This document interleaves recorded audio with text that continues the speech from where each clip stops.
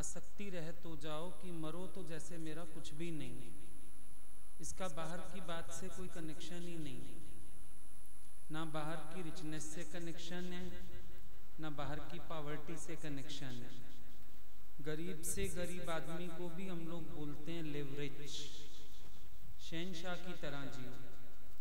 अब शहनशाही में जीने के लिए जरूरी नहीं है पैसा हो। कोई व्यक्ति गरीब होके भी बड़ा खुददार होता है, कोई व्यक्ति गरीब, कोई क्लास में बच्चे आते थे ना स्कूल में बड़े गरीब घर के, पर ड्रेस उनकी रोज चमकती हुई और प्रेस्ड ऐसे दिखते थे जैसे बड़े अच्छे घर के बच्चे हैं, और चाहे थे हैंड टू माउथ। ये हो गया ना शहनशाह की तरह जीना। मतलब जो हमारे पास अपने सोर्सेज हैं उनमें भी हमको इतनी अच्छी तरह जीना आ जाए कि कभी हमको ये ना लगे मेरे पास ये कम है, मेरे पास ये नहीं है, मेरे पास तो थोड़ा है, ये फीलिंग्स ना आए। और डाई पुअर का मतलब हो गया जब कोई निरासक्त है, आसक्ति रहत है, तो जब वो शरीर छोड़ता है तो जैसे मेरा कुछ था ही नहीं। अब आज दादा भगवान के पास क्या नहीं था, सब कुछ था, पर फिर भी उन्होंने अपने को इतना माया रहत कर लिया था कि जब शरीर छोड़ा तो बोला मेरी 10 डायरियां और पेन और चश्मे के सिवाय 4 कपड़े और 1 जोड़ी जूता, बस और कुछ है ही नहीं मेरा।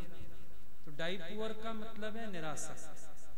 अब राजा जनक है, अगर हम उसको कहेंगे डाई पुअर तो क्या दान कर देगा सारा कुछ?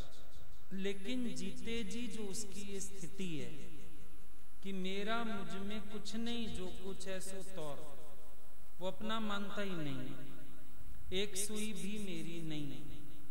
जो उसकी ये वाली फीलिंग है, ये है डाई पुअर।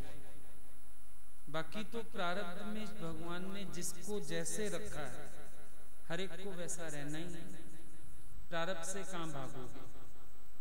अगर प्रारब्ध में किसी के गरीबी है तो हम ये कैसे बोल सकते हैं उसको कि तुम लिव रिच? बस रिच लिविंग यही है कि वो सेटिस्फाइड है।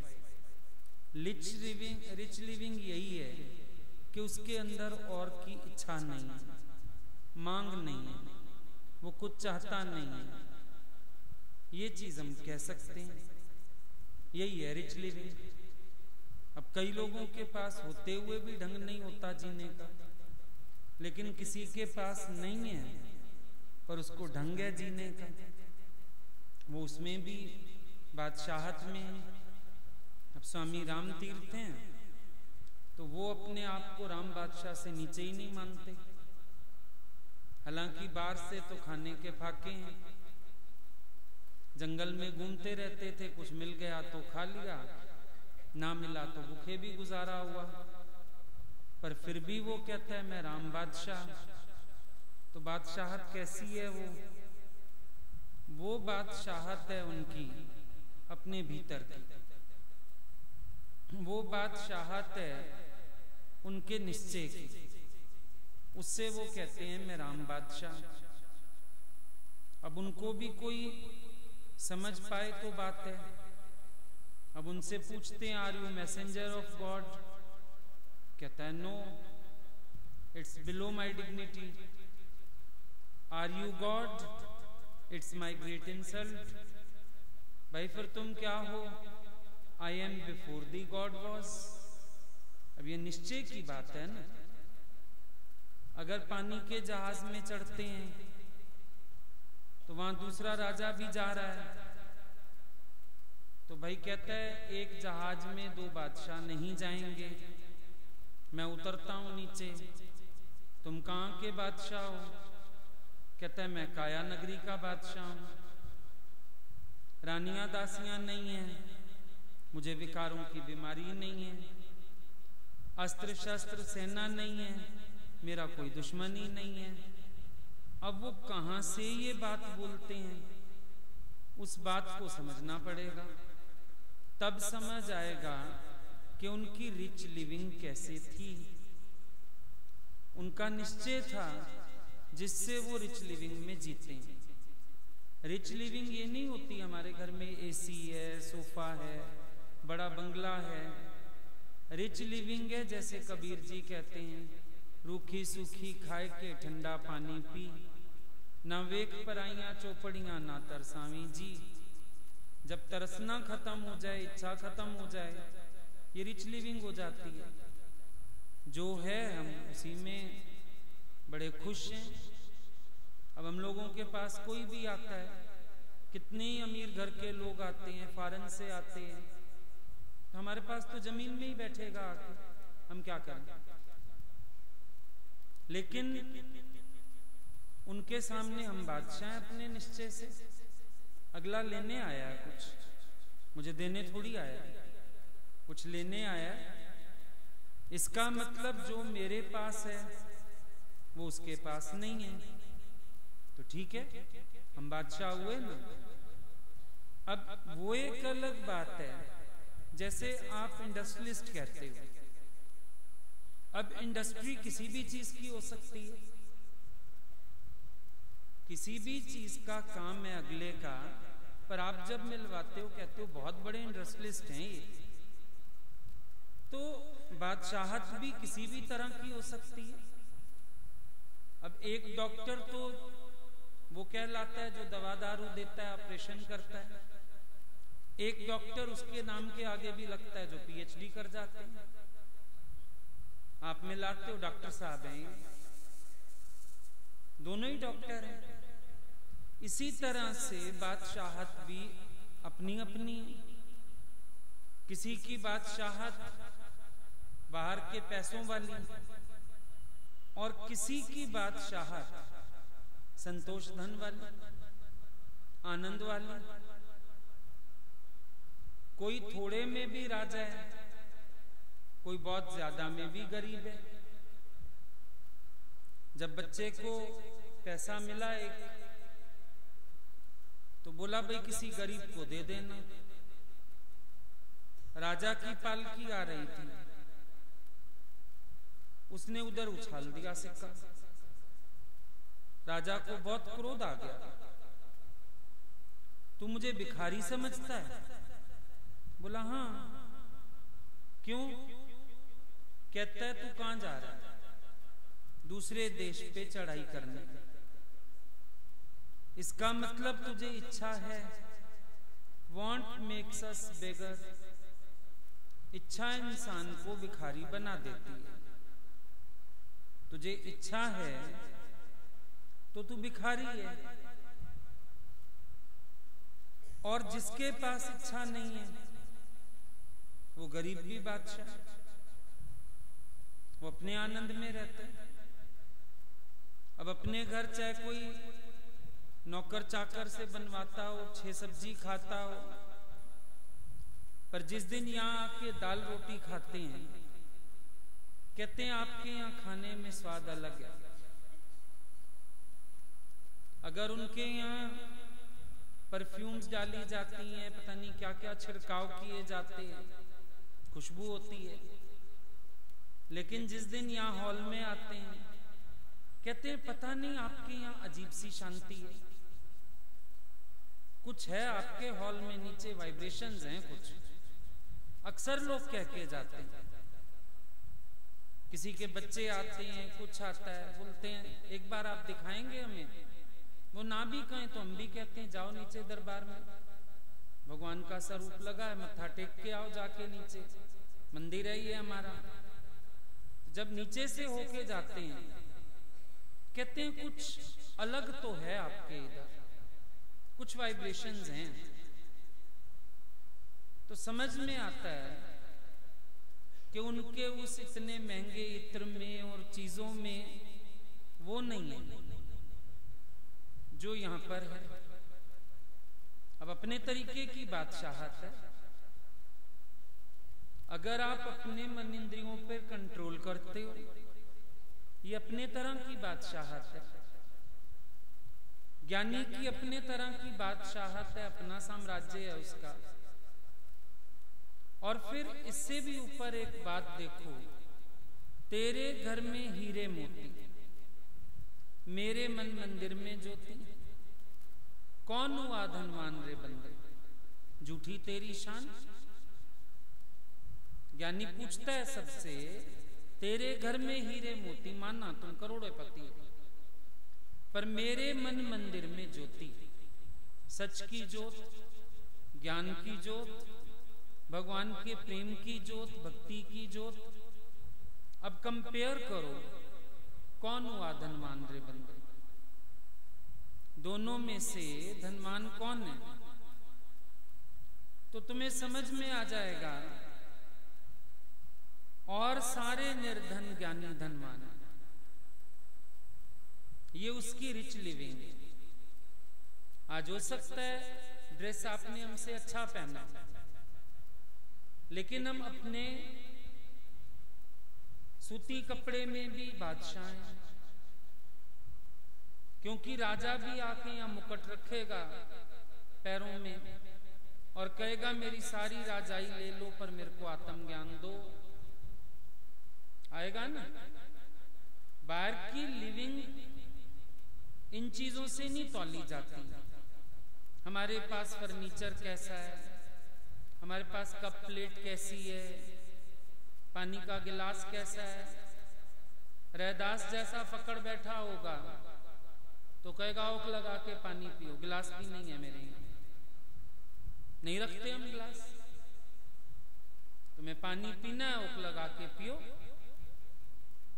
बैठना है तो जुतियों में बैठो नीचे, कोई कुर्सी नहीं है मेरे पास तुम्हारे लिए। ये रिच लिविंग है उनकी। आप कहोगे पुअर लिविंग है, लेकिन ये रिच लिविंग है। ना तो दुनिया की चीजें देख के मन तरसता है, ना हमको कोई स्टैंडर्ड बनाना है, ना हमको ये देखना है हमारे पास कैसे लोग आते हैं हम उनके अकॉर्डिंग जरा फर्नीचर रख लें, चीजें रख लें। हमारे पास एक ही चीज है साधारण सी, अमीर से अमीर भी उसी थाली में खाना खा जाता है, गरीब से गरीब भी उसी में खा जाता है। एक सी थाली में एक ही दरी बिछी हुई है, सबने इसी पे बैठना है, काम खत्म। ये रिच लिविंग है। जब हमारी लिविंग में हम सेटिस्फाइड हैं, इससे रिच लिविंग नहीं हो सकती। और अगर आप डिससेटिस्फाइड हो, लाख रुपए का सोफा भी बनवा लो। लोगों के घरों में क्या होता है, आए साल बोलेंगे फर्नीचर चेंज करना है, वुडन वर्क चेंज करना है, बीमारियां लगी हुई हैं, सारा दिन अपनी तकलीफ का इंतजाम करते रहते। अब आजकल ये फैशन चला, अब आजकल वो फैशन चला, तो कितनी गरीबी है बेचारों को, सारा दिन एक न एक इच्छा के पीछे भाग रहे हैं। ज्ञानी जहां बैठता है टिक के बैठ जाता है, बहुत अच्छा है, चलाए जाओ गुजारा इसी में, बहुत बढ़िया। जब तक की बहुत नौबत नहीं आ जाती, वो फैशन में आके काम नहीं करता कोई भी। आज जो हमने पहना वही हम पे जच जाता है, ये रिच लिविंग। लोग बेचारे कितना महंगा पहन के भी शोभनीय नहीं हो पाते। हम भगवान को देखते थे सिंपल से सूट में भी इतने सुंदर लगते थे, ये रिच लिविंग है। कोई गहने वहने नहीं पहने हैं तो भी सुंदर है, कोई मॉलिश पॉलिश नहीं करवाई चेहरे पे तो भी चेहरा अच्छा है, सब दर्शन करना चाहते हैं। तुम्हारे फेशियल वाले चेहरे के भी कोई दर्शन नहीं करना चाहता। किसी ने कहा तुम 5000 खर्च के आए पार्लर में, हम दर्शन करने आते हैं, बता भी देते हो फोन पे, अरे पार्लर गए थे, अरे फेशियल कराने गए थे, फिर भी कोई तुम्हारी तरफ मुंह नहीं करना चाहता। रिच लिविंग तो ज्ञानी की हुई ना, जिसके यहाँ अब गुरुद्वारे में चले जाओ, वहां रात की रोटी बच गई, सुबह बटता है मीठा प्रसादा, दोनों हाथ करके लोग खाते हैं। आपके घर मेहमान आए और बासी रोटी रख दो उसके आगे, रख के दिखाओ हिम्मत है तो, रख ही नहीं पाओगे। भगवान की रिच लिविंग है, अन्न का एक कण भी बर्बाद नहीं होता, सब प्यार से खाते। खुश होके खाते हैं।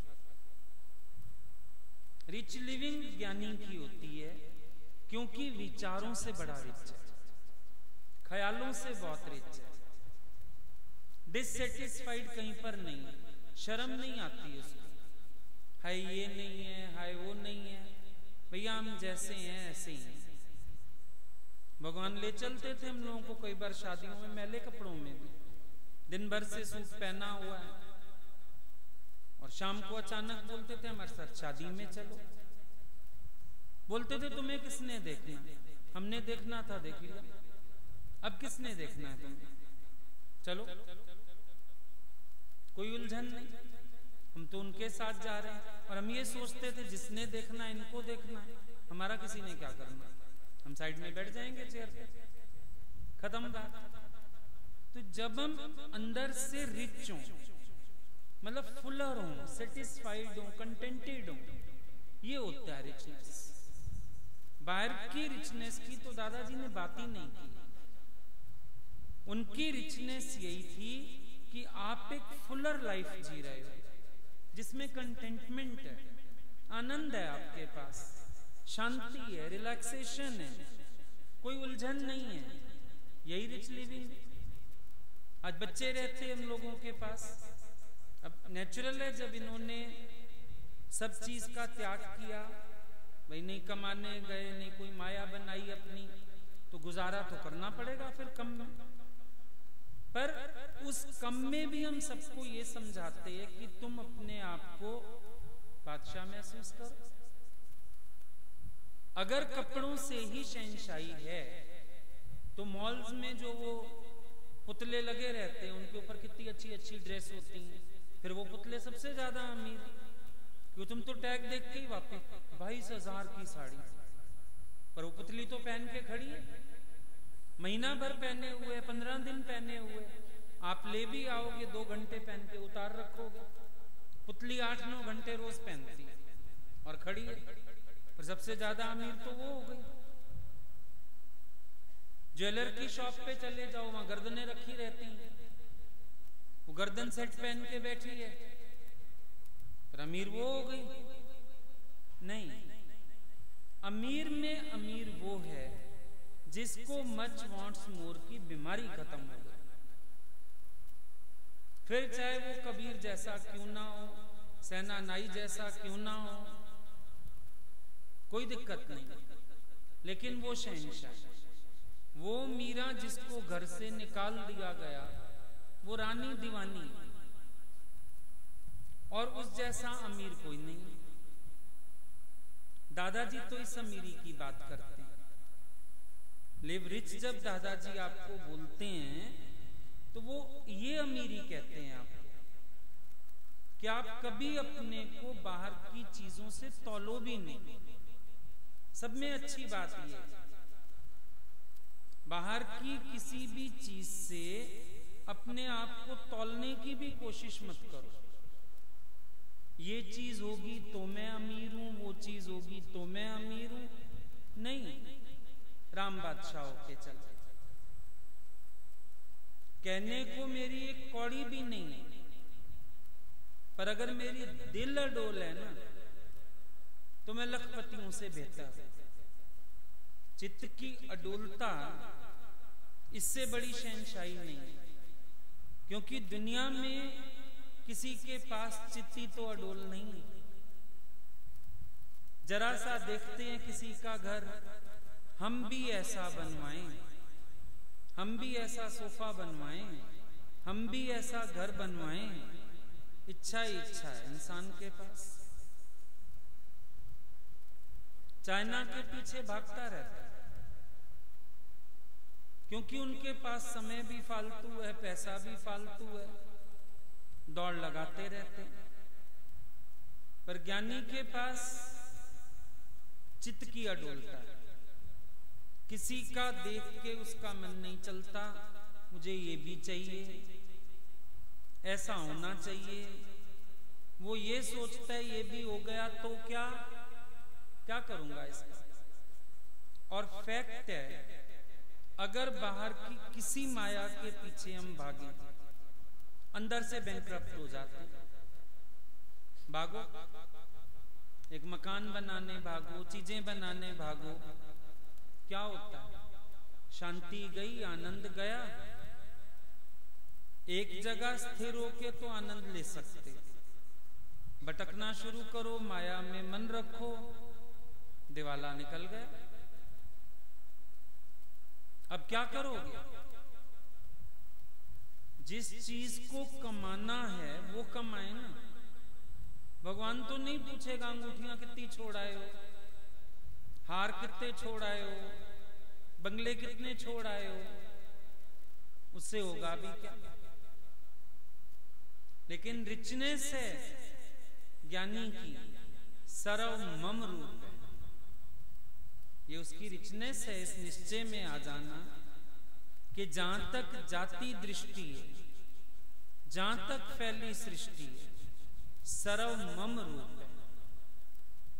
अब कितना बड़ा कोई अमीर क्यों ना हो, क्या वो कह सकता है मुझसे उत्पन्न है संसार? कहे? औकात है उसकी ये कहने की मुझसे उत्पन्न है संसार? चंदा सूरज विद्युत तारा नहीं कह सकते, ये ज्ञानी कह सकता है मुझसे उत्पन्न है संसार और मेरी मौज है, मैं जैसे चलूं। अब बाथरूम कितना बढ़िया बनवा लो, लेकिन जो बारिश में नहाने का मजा है वो है किसी और चीज का। आप कभी खुद फील करके देखो, हम जितना बाहरी लग्जरी से दूर जाते हैं उतना हम रिलैक्स फील करते हैं। क्यों मन करता है आपका छुट्टियों में हम पहाड़ों पे चले जाएं, इधर उधर चले जाएं और वहां अंदर एसी रूम में घुस के नहीं बैठते? नदी में नहाने चले जाओगे, हरिद्वार चलते हो। हम एक दिन कह दें नहाने नहीं चल रहे, सबको लगता नहीं नहाने तो चलिए। अब ऐसे बाहर आपको जोड़ सा बनवा दें भैंस वाला और बोले नहा लो इसमें, नहीं वहां चलिए, मजा आता है। मजा किस चीज का है? प्रकृति के नजदीक जाने का मजा, इन लग्जरीज से दूर जाने का मजा। बंद दीवारों में कैद पड़े रहते हो, बड़ी गरीबी है। वहां खुला आसमान है, नदी किसी की नहीं है पर सबकी है, नाव पेड़ किसी के नहीं है पर सबके हैं। कितनी अच्छी हवा, फ्रेश एयर, खुश होते। राम तीर्थ सारा दिन जंगलों में घूम के यही आनंद उठाते थे। पैदल करना, फल खा लेना, बारिश आ गई तो नहा लिया, ना तो कोई बात नहीं। चश्मे तंबूर बजाते हैं, गाती है हवा मलार बाबा। आप कहोगे ज्ञानी ऐसी जिंदगी जीता है गरीबी वाली। ज्ञानी जैसा शहंशाह कोई नहीं, क्योंकि प्रकृति उसकी दासी है। और ये नहीं कि प्राप्त नहीं है, पर मुझे चाहिए नहीं। फर्क होता है दो बातों में। एक व्यक्ति को चाहना है और मिलता नहीं, वो दुखी होके मरता है। एक व्यक्ति को सब कुछ मिलता है पर वो ठोकर मार के बैठा है, वो शहंशाह है। आई possess nothing, I desire nothing। ना मुझे इच्छा है, ना मैंने किसी चीज को मेरा माना है। भाई रिचनेस तो असली वो ही जिसका आनंद लिया जाए। आप तो संभालते ही रहते हो। ज्ञानी की रिचनेस में चीजें ही वही हैं जिसको वो एंजॉय करता है। खुली हवा का खूब एंजॉय करता है, बारिश आती है खूब मौज करता है, मौसम अच्छा होता है हम लोग इधर बार बरामदे में ही बैठ जाते हैं। कल भी बैठे थे, जिसको बात करनी है यहीं आ जाओ, चाहे यहीं बैठ के पीते, मौज लो। आप चीजें संभालते रहोगे। अरे ड्राइंग रूम खोला, हवा चलती है ना, खिड़कियां बंद कर देते, मिट्टी आ जाएगी। और ही घुट जाते हो। जिस दिन हवा चलती है बाहर, आप और घुटन में जीते हो। उस दिन खिड़कियां दरवाजे बंद कर दो, पर्दे लगा दो, मिट्टी ना आ जाए अंदर। एंजॉय किया। तो वो अमीरी कैसी जिसको आप एंजॉय ना कर पाए? अमीरी तो ज्ञानी की है, वो एंजॉय करता है हर चीज को, मौज में रहता है।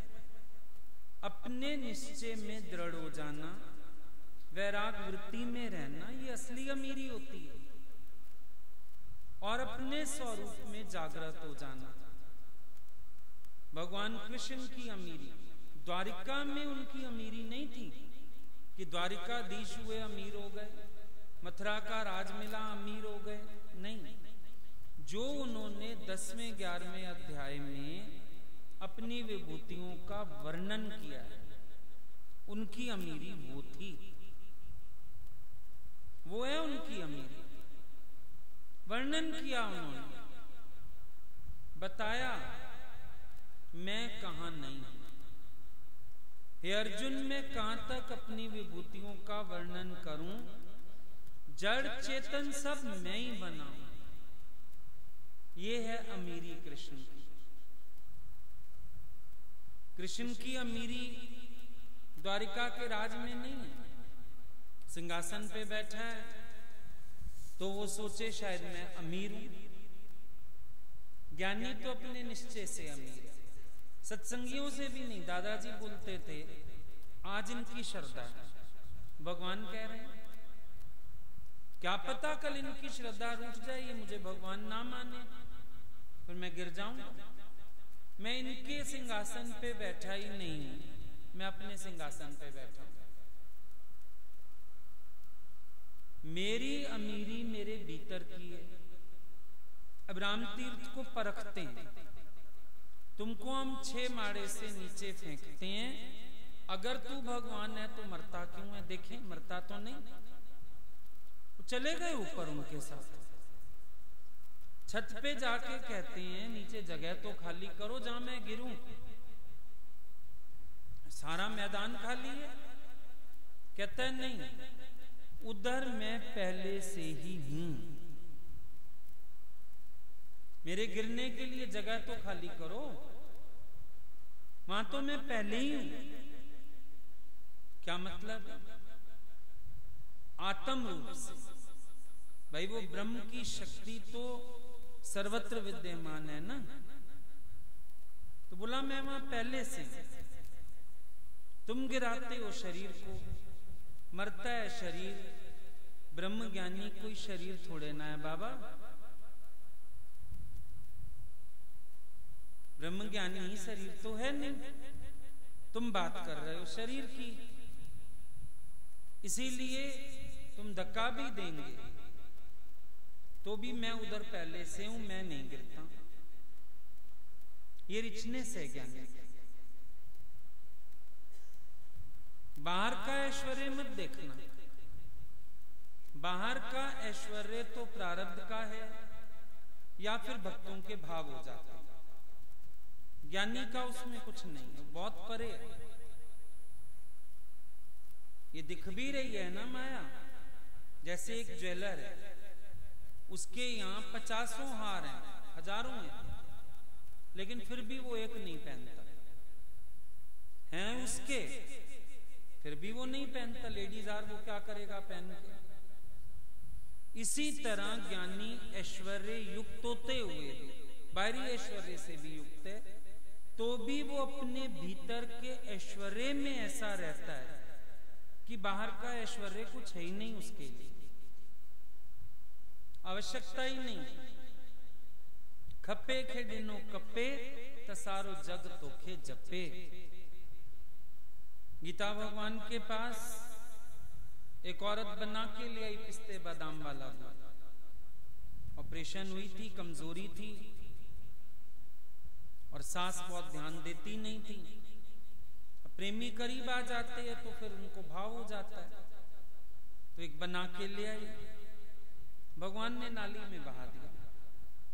बोले मेरे घर की सूखी रोटी मुझे ताकत देगी, तुम्हारा पिस्ते बादाम वाला दूध ताकत नहीं देगा।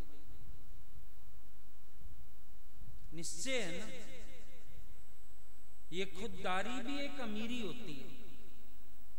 आप देखो, कई तो गरीब लोग लालची होते हैं, कई गरीब लोग खुददार भी होते हैं। ये जो मस्त फकीर होते हैं ना, ये खुददार हुआ करते हैं। इनकी खुददारी इनकी अमीरी हुआ करती है। खुददार हैं, किसी से कुछ नहीं चाहिए, आपसे आप में मस्त है। उन पर कोई दया करे तो उनको गुस्सा आता है। दुनिया में लोग दया की उम्मीद करते हैं, खुददार व्यक्ति पर कोई दया करे तो वो चिढ़ जाता है। क्या तुम मुझे गरीब समझ के दे रहे? हमारे दादा भगवान की एक सुनी हुई थी, अहमदाबाद में सत्संग करती थी। अपना अपना वे हो जाता है ज्ञान उठाने का भी। कोई बहुत वैराग की तरफ चले जाते हैं, कोई कैसे चले जाते हैं। वो भी काफी अच्छी स्थिति में थे। उनके बेटे का डेथ हुआ लखनऊ में। आए अहमदाबाद से, तो जैसे प्रेमियों का प्रेम होता है, कानपुर के कुछ प्रेमी उनको जानते थे, दादा के साथ जैसे आना जाना होता था। तो जिस दिन पहुंचे, 2 गाड़ियां कानपुर से भर के आ गई। मिलके आए, होके आए, जैसे कर्टसी हो जाती है, अंदर में प्यार भी होता है। तो सब लोग आए तो मिले, तो बहुत प्यार से बिठाया सबको। लेकिन जब सत्संग शुरू हुआ तो पूछते हैं, तुम क्या करने आए थे? मुझे पहचाने आए थे? भाई दादा ने आपको इतना खड़ा किया, पहचाने तो कोई क्या आएगा? शक्ल देखने आए थे मेरी, रो तो नहीं रही? ये खुददारियां हैं। ये नहीं नकल करेंगे हम किसी की। प्रेम से कोई आया है, वो तो उनके सुने हुए भगत थे और सब था, लेकिन एक खुददारी समझ में आती है कि अगले व्यक्ति की कितनी जबरदस्त खुददारी है, कि वो ये भी नहीं चाहता कि मेरा अगर जवान बेटा मर गया, कोई मुझे मिलने भी आए, जरूरत नहीं।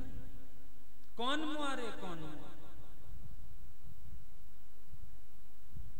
इतनी निश्चय की वाणी बोली, ज्ञान का निश्चय बताया, सबको भी आत्मनिष्ठा कराई, दादाजी की महिमा बताई। ये हुई ना अमीरी। ब्रह्म ज्ञान सुनने के बाद जो एक फक्कड़पन जागता है ना, वो अमीरी होती है ज्ञानी की, जिसमें उसकी पोजीशन में कुछ नहीं है। आदत ही छूट जाती है, हाथ में रुमाल रखने की भी आदत नहीं रहती, छूट जाता है सब। लेकिन उसके बावजूद उनकी जो फक्कड़पना है ना, ये उनकी असली अमीरी होती है। चाहे कोई बड़े से बड़ा संत आ जाए, चाहे कोई मिलियनेयर आ जाए, बिलियनेयर आ जाए, ज्ञानी के स्वभाव में कोई फर्क नहीं। वो अपने फक्कड़पन में रहते हैं। समदृष्टि है सबके लिए, एक ही भाव, दूजा कोई भाव नहीं। सामने बिठा के भी हम देखते थे, भगवान भी गाली दे देते थे, और दादाजी की तो बातें सुनी हुई हैं। जिस दिन कोई सत्संग में साहूकार आ गया, दादा का उस दिन लेक्चर ही यही चलना है कि साहूकारों को ज्ञान ही नहीं लगेगा। और संत कितने दीवाने हो जाएं, चमचे बन जाएं, इनको स्टेज पे बुलाओ, इनको हार पहनाओ, लोगों को चाहिए यही कुछ, खुश होते हैं। यहाँ हमारा नाम हो गया, वहां हमारा नाम हो गया, चलो हम कथा स्पॉन्सर कर देते हैं, चलो हम फलानी चीज स्पॉन्सर कर देते हैं। क्यों? कुत्ते को हड्डी चाहिए। साहूकारों को नाम चाहिए, पैसा चाहिए, पैसा तो है उनके पास पर इस पैसे से नाम चाहिए। लाओ हम ये करते हैं, लाओ हम ये, किसके पीछे भागते हैं? कुत्ता जैसे दुम में लाता है हड्डी के पीछे। और साहूकार आते थे दादा के यहाँ भी, और दादा पहले दिन बोलता था साहूकारों को ज्ञान नहीं लगेगा। और वो इतने बुरी तरह तुनक जाते थे साहूकार, आता ही नहीं था अगले दिन को। एक ने पूछा दादा आप ऐसे गाली क्यों देते हो?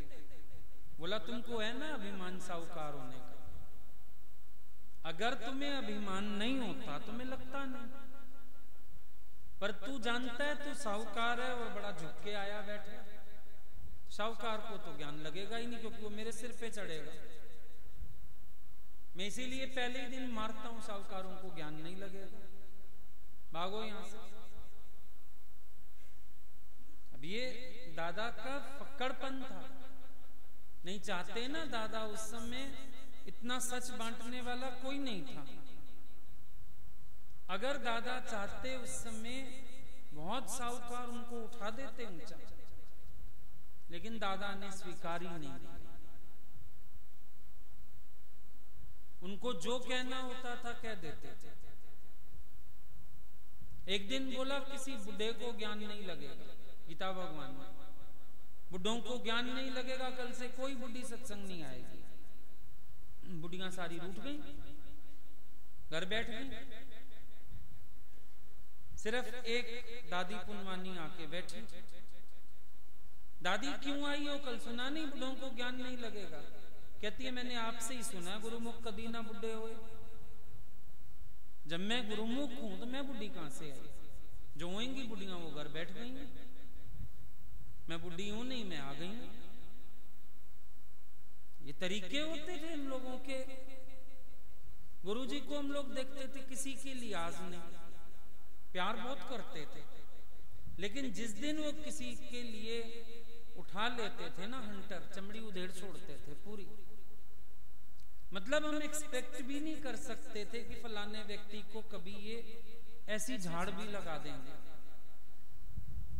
उस दिन भी कोई मुझे बता रहा था, बोले हम अचानक कमरे में गए बोलने के लिए, पूर्णता नहीं आ रही फला, बोले जो उनके मुंह में गालियां आई सारी मुझे दे डाली, और बोले मुंह देखते रह गए, मुझे क्या कह रही हैं। प्यार बहुत था और इतना प्यार करते थे, बोले हमको उम्मीद ही नहीं थी। और उन्होंने तो ना साला छोड़ा ना हरामी छोड़ा, बोले कुछ नहीं छोड़ा। इतनी गालियां दे के बोलते हैं सारा दिन आती हो भागती हो मायके, पूर्णता नहीं आ रही, भाग यहां से।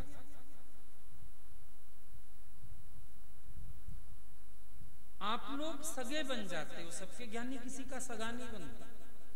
यही उसकी मस्त फकीरी है, यही उसकी अमीरी है। मन थोड़े थोड़े दिन गए मेरे कारण अमीर, मेरे कारण इनको ऐसा, मेरे को तो कुछ नहीं कहेंगे, मेरे से तो बहुत प्यार है, तुम ये मान बैठते हो अंदर। लेकिन ज्ञानी किसी का सगा नहीं अंदर से। वो सच सबको बोल सकता है, मुंह पे बोल सकता है, अच्छा लगे तो ठीक, ना अच्छा लगे हरिओम। भीड़ चाहिए ही नहीं। दादा बोलते थे किसी दिन एक ना हो, मैं आराम से सो जाऊंगा, मुझे क्या, मेरे को एक संकल्प नहीं आएगा आज सत्संग नहीं हुआ, कोई आया नहीं, मैं चादर ओढ़ के सो जाऊंगा, विश्व की परले हो गई है आज, खत्म। तो ये हुई ना रिचनेस, जो आपको कैसी भी स्थिति में दुखी ना होने दे निश्चय, वो हुई आपकी अमीरी। और अगर आपके पास बाहरी अमीरी है लेकिन समय समय पर आप अशांत हो, तो उस अमीरी का क्या करोगे? ज्ञानी की अपनी दुनिया है, अपनी मौज है, अपनी बादशाहत है, अपना आनंद है, अपने में मस्त है। हमें क्या करना, चाहिए ही नहीं किसी से कुछ। और अगर डायपुअर की बात करें तो ज्ञानी तो जीते जी गरीब हो गया। जो अपने अहंकार से गरीब हुआ, सच्चा गरीब भी वही। बाकी तो गरीब से गरीब आदमी को भी पोजेशंस है, वो भी कहता है झोपड़ी मेरी, कपड़े मेरे, बर्तन मेरे, बच्चे मेरे, पत्नी मेरी, पति मेरा। गरीब तो कोई नहीं है दुनिया में। गरीब में गरीब भी ज्ञानी जैसा नहीं, अमीर में अमीर भी ज्ञानी जैसा नहीं। अमीर भी सिर्फ ज्ञानी है, गरीब भी सिर्फ ज्ञानी है। लोगों को गरीब होना भी नहीं आता। तो प्रारब्ध की गरीबी है जो है, उसी में कहते हैं हम गरीब हैं, हम गरीब हैं। गरीब भी असली ज्ञानी है। नानक गरीब डैप्या द्वारा। नानक जी कैसे गरीब हो गए? लेने जैसा साहूकार भगत है, खुद अच्छे खासे घर के हैं, गरीब कैसे हो गए? अहंकार से गरीब हो गए। और कोई भी गरीब जो है ना, वो ये नहीं दिखाना चाहता मैं गरीब हूं। पर्दे डालते हैं गरीबी पे, अमीर बन के दिखाते हैं। और ज्ञानी इतना मजेदार है, वो इस गरीबी का भी ढोंडी पीट देता है। नानक गरीब डैप्या द्वारे। क्यों? उसको इस गरीबी का भी कोई गम नहीं है, गुमान है उल्टा। क्यों? जब तक गरीब ना होता मैं अपनी दुनियावी चीजों से, अहंकार से ईश्वर का ना बन सकता। ये गरीबी तो खरीदी है, बाय पॉवर्टी फ्रॉम योर गुरु। ये गरीबी भी खरीद करता है ज्ञानी, और मस्त रहता है इस गरीबी में भी। संसार में लोग गरीब होने से बहुत डरते हैं। ज्ञानी गरीब होने में आनंद मानता है, जान छूटी। तभी तो संत का खबर आई, बेटा मर गया। जो खबर लाया था उसको कहता है रुक रुक, घोड़ा ले जाए ना। वो हैरान हो गया, मैं खबर लाया हूं तेरा जान बेटा मर गया, और तू मुझे कह रहा है कि घोड़ा ही नाम ले जा। भाई ये दो ही चीजें विक्षेप थी समाधि का, ले जा। अब हम 6 घंटे ना उठे, 8 घंटे ना उठे, पड़े रहे अपनी मौज में, हमें क्या। ये हुई ना बात। अगर ध्यान दो तो आपको पता चलेगा असली गरीबी भी ज्ञानी के पास है।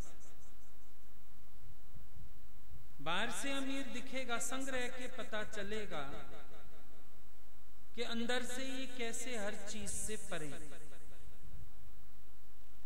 किसी चीज का शौक नहीं, किसी चीज की परवाह नहीं, किसी से डर नहीं, किसी पे शक नहीं। आप तो डरते रहो, इसको मेरा अकाउंट नंबर ना पता चले, इसको मेरी पासबुक ना हाथ लग जाए, इसको मेरा लॉकर ना पता हो, इसको मेरा।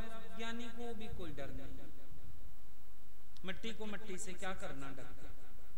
सुनते हो रंका बंका की बात?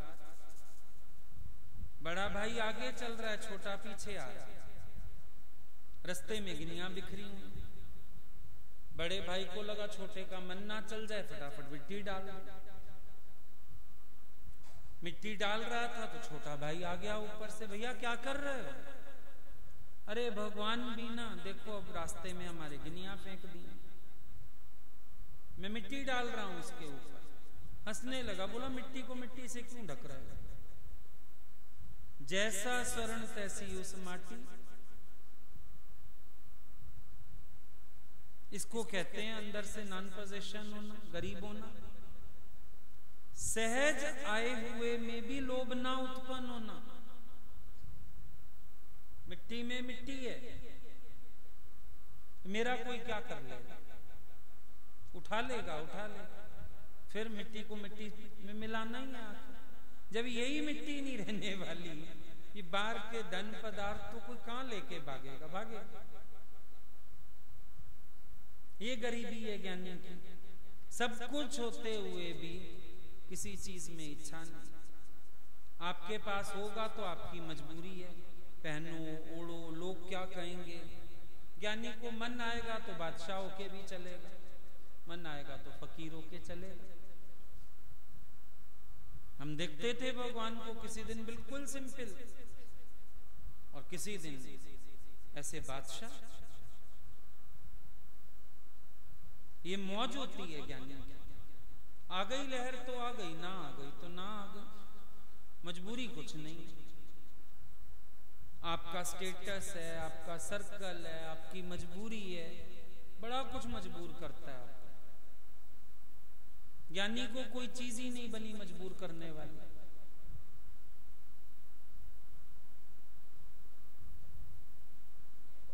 ना वो अमीर है ना वो गरीब है, वो तो फकीर है भगवान का। तभी उनको शाही फकीर कहते हैं। तभी कहते हैं नाले बादशाह ते नाले फकीर। मेरा मन रंगया गया, बादशाह भी है फकीर भी है। अब देख लेगा कोई गुरुजी के स्वरूप हम दिखाएं किसी को तो कहेगा बड़े शहंशाह थे भाई। अब शहंशाह तो उनके चेहरे का तेज उनको शहंशाह बनाता है, उनकी अंगूठियां और गले की चेन और कपड़े नहीं शहंशाह बनाते, पर लोग मुझे यही देखते हैं। और कोई चला जाए अगर सामने, वो इतने सिंपल सूट में भी बैठे हों, हैरान हो जाओगे ये वही वाले हैं क्या? वही हैं। दिखा दो किसी को, तो मैगजीन में आ जाती है तस्वीर आजकल, दिखा दो किसी को, लोग आंकते ही रह जाएं। कितने की ड्रेस होगी, कितने का शॉल होगा, कितने की फलानी चीज होगी, और अभी तुम ले आओ तो हैरान हो जाएगा, बोलेगा ये ऐसी ड्रेस कैसे पहन सकते हैं। लेना देना ही कुछ नहीं है इन चीजों से। जब आप पहले दिन आते हो आपको एक ही बात कह दी जाती है, मोल करो तलवार का, पड़ा रहने दो म्यान। म्यान में उलझे तो गए काम से। मोल करो तलवार का, ज्ञान का मोल करो, ये म्यान के पीछे मत जाओ। गीता हमने पेपर बैग में रखी है या हमने शनील के कपड़े में लपेट के रखी है, वचन तो वही है। वचनों को देखो, ज्ञानी के शरीर ने क्या पहना, क्या ओढ़ा, क्या खाया, इससे कोई फर्क नहीं पड़ेगा। खूबसूरती उनके ज्ञान की होती है। वो उनका जो अंदर का निश्चय है वो छलकता है उनके आचरण में, और उसको फिर अनुभव करने के लिए आंख चाहिए। छलकती है वो अंदर की स्थिति। बाहर से बादशाही वेश में भी उनका फकीरीपन छलकता है, ऐसा नहीं है कि नहीं छलकता। जो भीतर की स्थिति है वो बाहर आएगी तो सही ना, नेचुरल सी बात है। कुछ भी कर लो आप, जैसे खुजली है, खांसी है, ये नहीं छिपते ना, ये चीजें छिपाए नहीं छिपेंगे। ज्ञानी की स्थिति भी वो हालांकि कोशिश नहीं करते दिखे, फिर भी छिपाए नहीं छिपते। उनकी बेपरवाही भी दिख जाती है, उनकी बादशाहत भी दिख जाती है, और उनका फक्कड़पन भी दिख जाता है, सरलता भी दिखती है उनकी।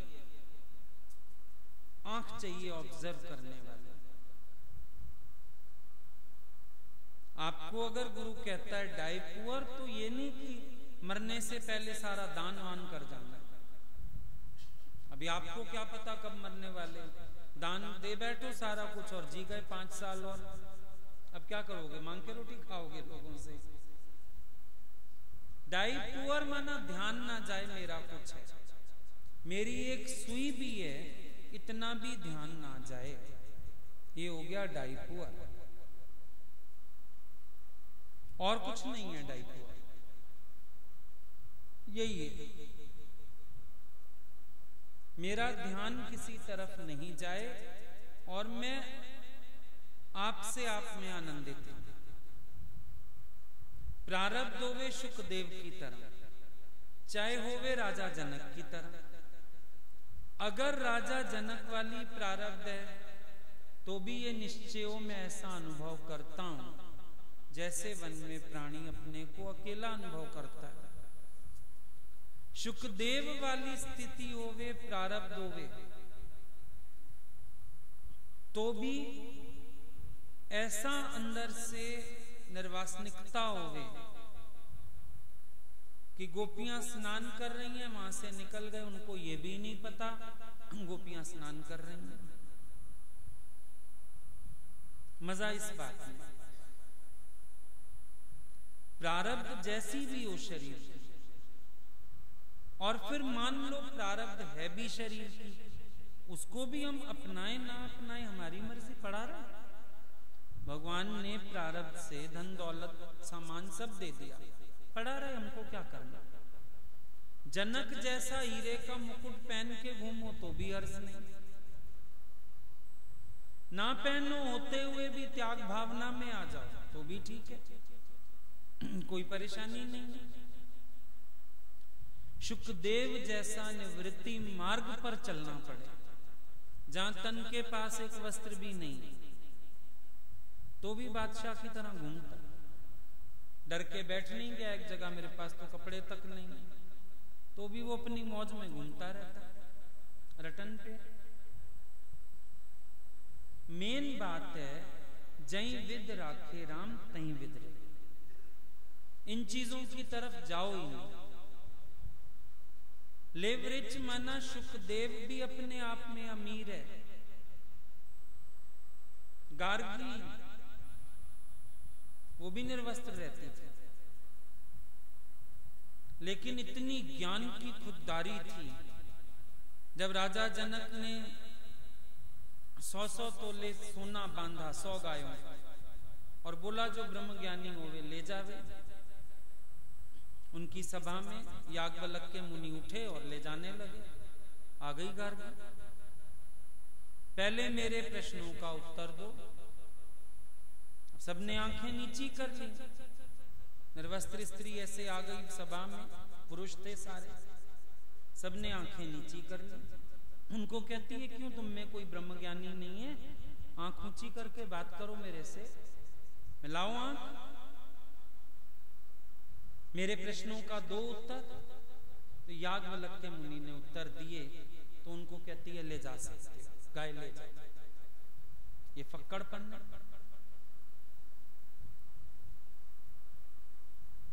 पहुंच गई सभा के अंदर, याज्ञवल्क्य मुनि जैसे की परीक्षा ली उसने।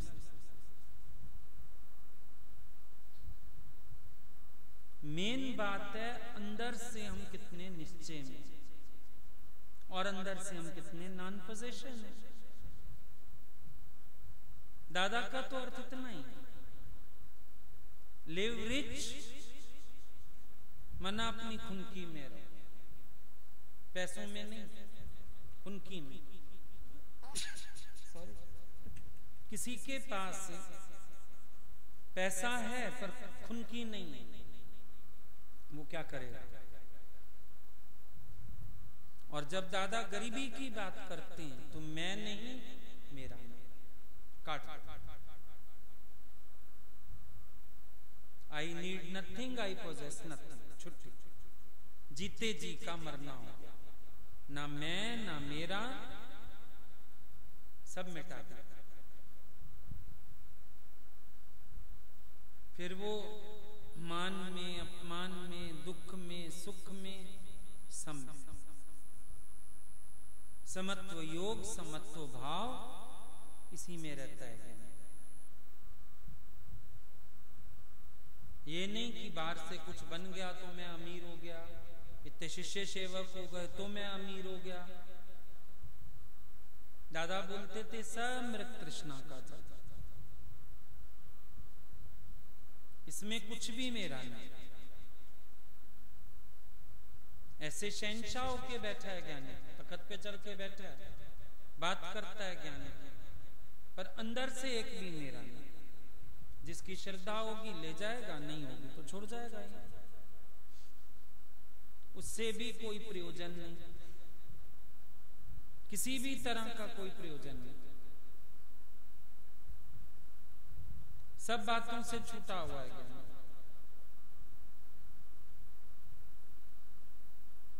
इसीलिए एट ई टाइम लिव रिच भी है और पुअर भी।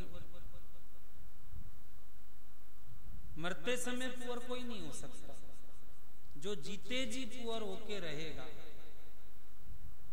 मतलब मेरा नहीं मानेगा कुछ, वही मरते समय भी डाई पुअर हो जाएगा।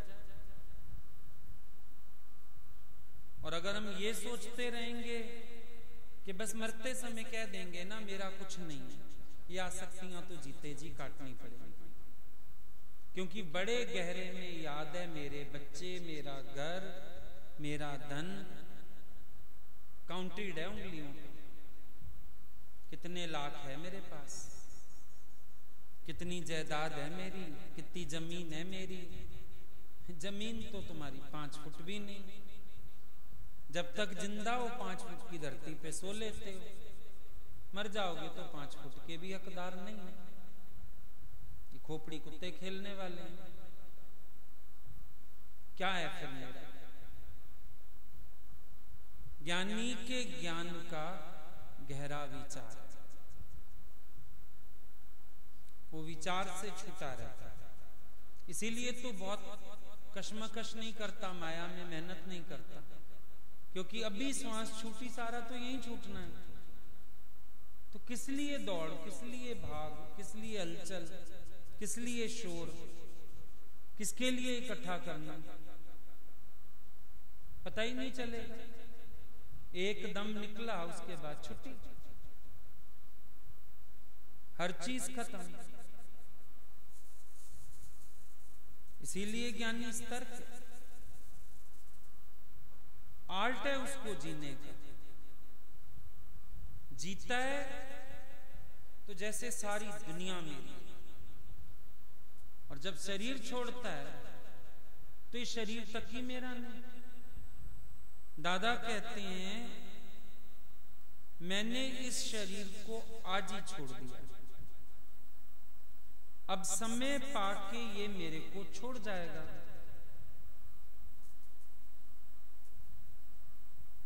क्यों उन्होंने अनुभव बोला कि ज्ञानी शरीर भी ऐसे छोड़ता है जैसे सांप केंचुली उतार देता है? क्यों बताया ये अनुभव? क्योंकि उन्होंने समझा जीते जी ऐसा। चले तो बादशाहत से, हर चीज को एंजॉय किया, खुश रहे, आनंदित रहे, इस रूप में भी मैं पहनता हूं, इस रूप में भी मैं खाता हूं, ये भी बादशाहत है ज्ञानी। हर रूप में मैं हूं, मैं ही खा रहा हूं, मैं ही पहन रहा हूं, मैं ही घूम रहा हूं, मैं ही मौज ले रहा हूं, और फिर जब छोड़ा तो मेरा कुछ भी नहीं। रह जाते किसी के पास, अब ये लोग बुलाते 4 दिन 5 दिन, कहीं भी रह गए, पूरा घर बस जाता है, ऐसे लगता है बिल्कुल घर ही हमारा है, ये मजे से रहते हैं। पर जब हम लोगों को लौटना होता है 15 मिनट में हम लोग सामान बटोर के अपना और गाड़ी में बैठ जाते हैं। अब तुम जानो, तुम्हारा धंधा जाना, समेटते रहो। रहे तो ऐसे पूरा घर हमारा, चले तो ऐसे, मुड़ के भी नहीं देखा उस तरफ। हमें क्या करना उसका, हमारा था ही नहीं। भले सब सुख का इंतजाम था, सब कुछ था, लेकिन निकलने लगे तो एक क्षण भी नहीं लगता, जो रोते ही रह जाते। और रहिए, दिल अभी भरा नहीं है, तुम रोते रहो, हंसते रहो, सामान बटोरते रहो, हम जा निकालो गाड़ी, भागो वहां से, रहो दुनिया में ऐसे, सब कुछ तेरा, चलो यहां से तो कुछ नहीं मेरा। बेशक प्रयोग में ला, दिल नहीं अटकाना, तेरे लिए है, तेरा कुछ भी नहीं।